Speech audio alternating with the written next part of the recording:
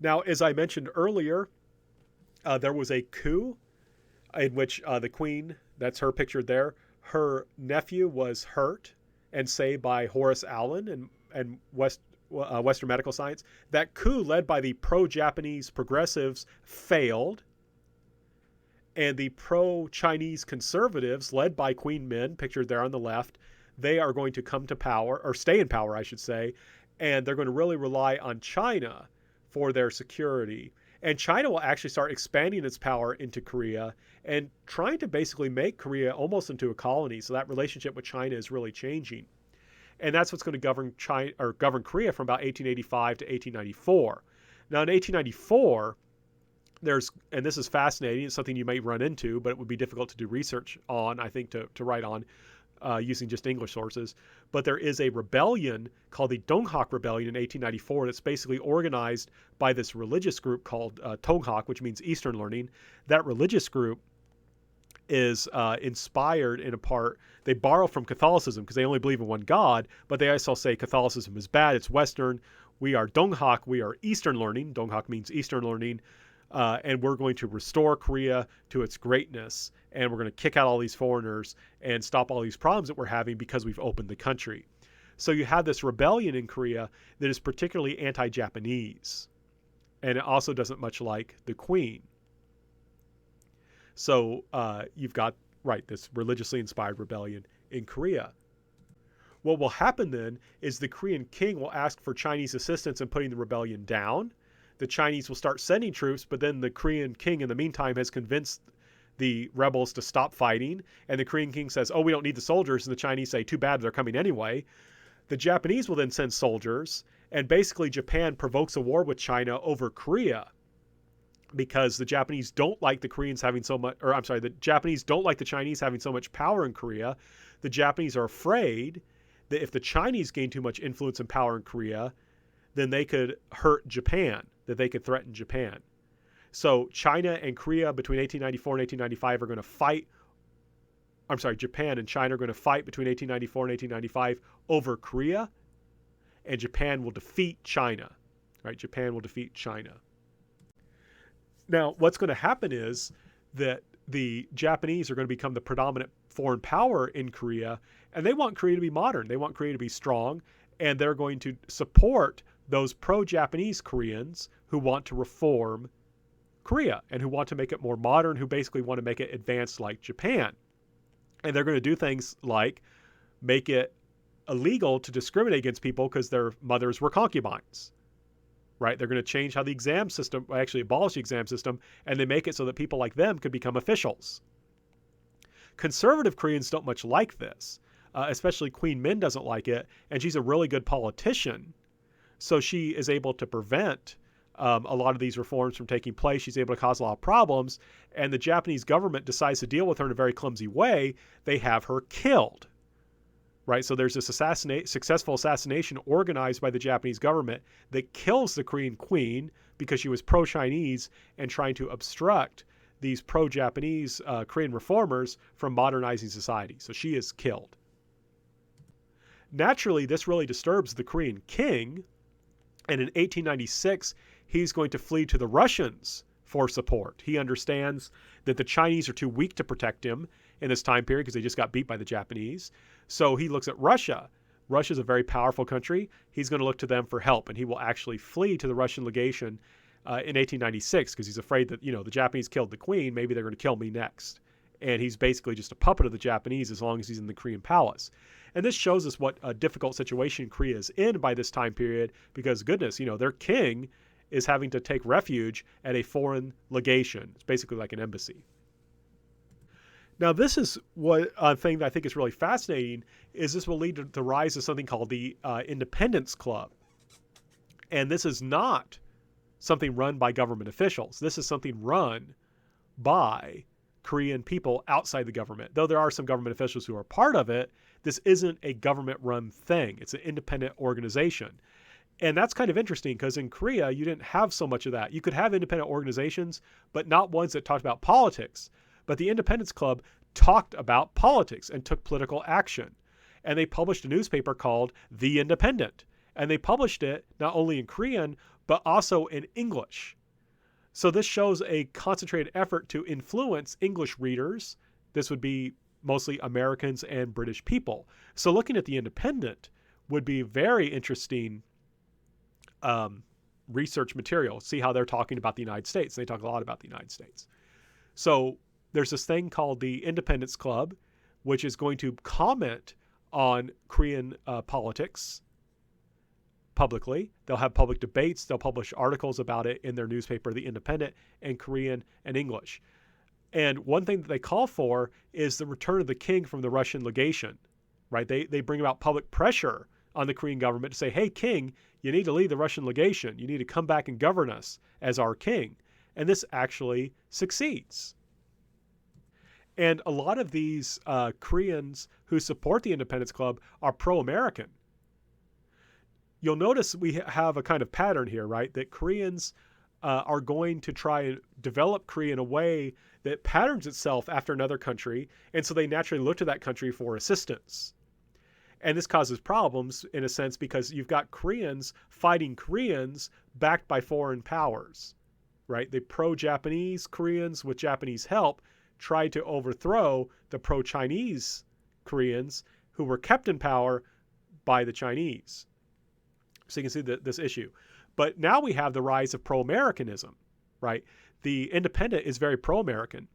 And there's a couple people who are very important in the Independence Club. One is named Philip Jaisohn. The other is Syngman Rhee, who we'll talk a lot about. And they write during this time period. And I think their writings have been seriously understudied. And this is a relatively easy thing to study. Their role with the Independence Club or just their ideas in general, especially because these guys are generally pro-American. They want to make Korea more like the United States. Now, the Independence Club won't actually last that long. And there's kind of a problem. The Independence Club, like I said, is generally pro-American. And the United States doesn't have a king. So while the Korean king was happy with the Independence Club when it kind of helped him achieve the goals he wanted to, he never really trusted it completely because, well, they were pro-American and the Americans don't have a king.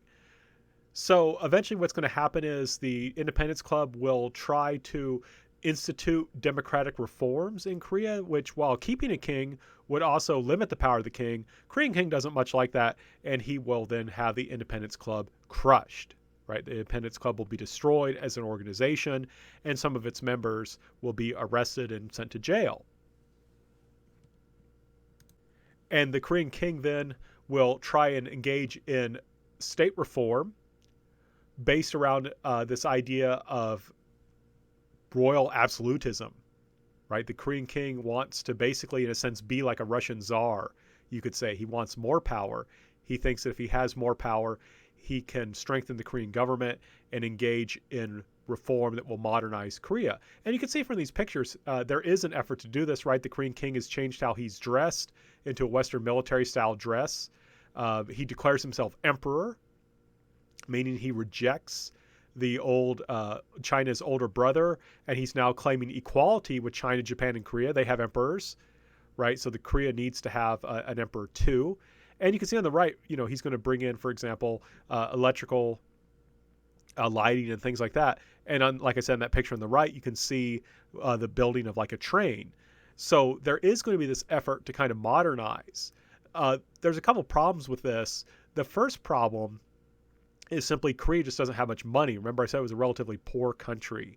And so it just doesn't have a lot of money, a lot of resources to really develop, and in particular to develop quickly. And the second problem is time. Korea just doesn't have much time to develop. Now, why do I say they don't have much time?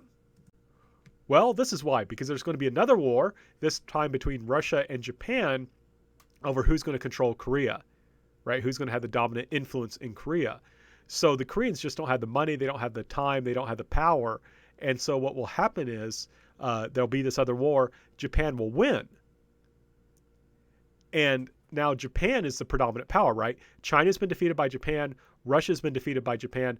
Those are the only three powers who are really willing to fight for Korea, to control Korea. The United States certainly isn't. The United States is still relatively weak. We have the Philippines, but that's not a good base from which to try and fight the Japanese in Korea.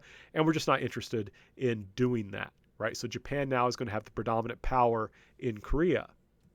Now, I'm going to go quickly through these last 5 years of Korean so-called independence, because that independence is going to be kind of being chipped away.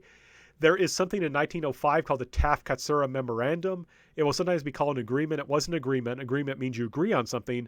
The memorandum was just a statement between an American representative, Taft, who denied that he was actually representing America. He said, I'm just giving my opinion. And Katsura, who was a Japanese, in a sense, representative, just saying what they thought. And basically what Taft said was, yeah, we really don't care that much about Korea. You guys, if you want to come in and keep order there, that's fine with us. And the Japanese saying, yeah, we pretty much feel the same about you doing the same in the Philippines. But basically, this was just the United States stating its position in Korea, which had been pretty consistent, which is we're not going to get too involved. And the Japanese saying, great, wonderful, we like that. That will come up in your readings. They usually will call it an agreement, but it wasn't an agreement. It was just a memorandum. It was just a statement of policy rather than us agreeing that we were going to do anything. But in 1905, Japan will force Korea to sign a protectorate treaty. Basically, in a protectorate treaty, it's kind of, you make a country a semi-colony. Japan is going to take control over Korea's diplomacy, right? So Korea, and this is very important because remember, Korea, I tried to emphasize earlier, its major weapon in keeping its independence is its diplomacy. Well, Japan has now taken that over, which means Korea basically has no more way of doing anything because they certainly don't have the military force to try and drive out Japan. So the United States then will close its legation. In 1905, because Japan has established a protectorate over Korea, will take over Korea's diplomacy. That means that there's a diplomatic issue between the United States and Korea. It has to be taken through Japan, not through Korea. So the United States will actually end, in a sense, that formal diplomatic relations with Korea, will close its legation in 1905. That doesn't mean Americans all leave. There's still American missionaries and American businessmen in particular. And a few American women, too. I say businessmen purposely there instead of business people because this is a time when it's mostly men who take those things out. If you are wanting to look at women, you want to focus more on the missionaries. In 1906, the Japanese will send what's called a resident general to basically help govern Korea, to tell the Korean king what to do. The Korean king doesn't like what he's being told to do. In 1907, then, the Korean king will send an American named Hulbert as his representative, along with 3 Koreans, to The Hague, and it is called The Hague.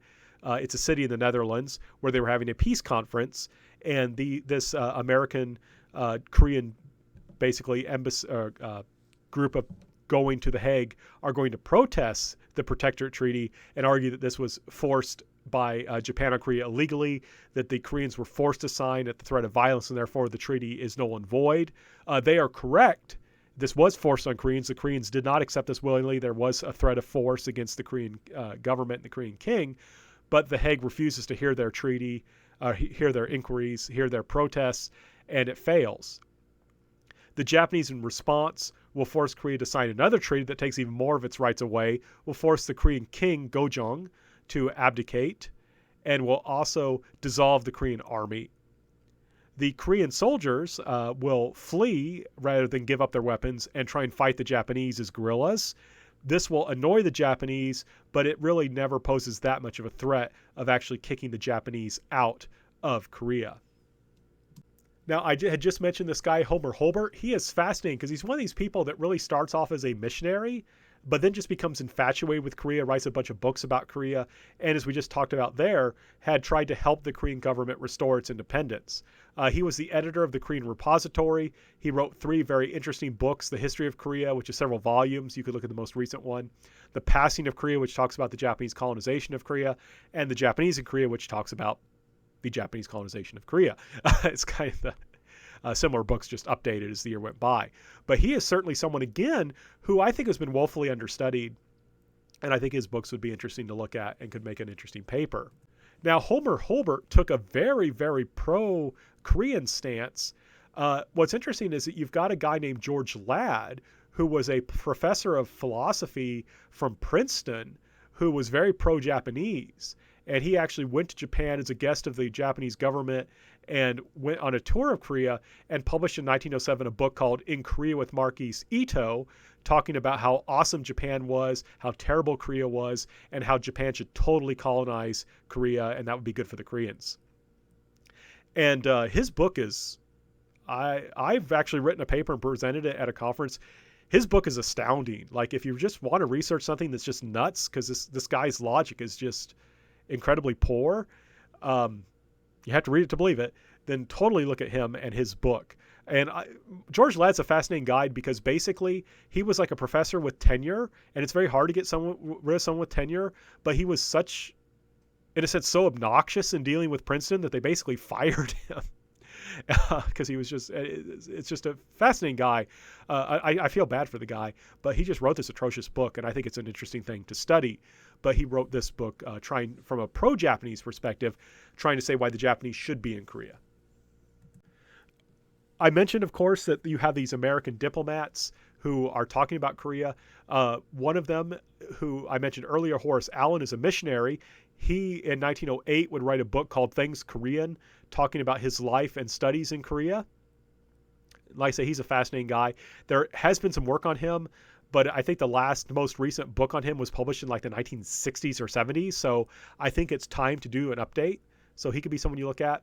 Another American diplomat is a man named William Sands, who wrote a book called Undiplomatic Memories.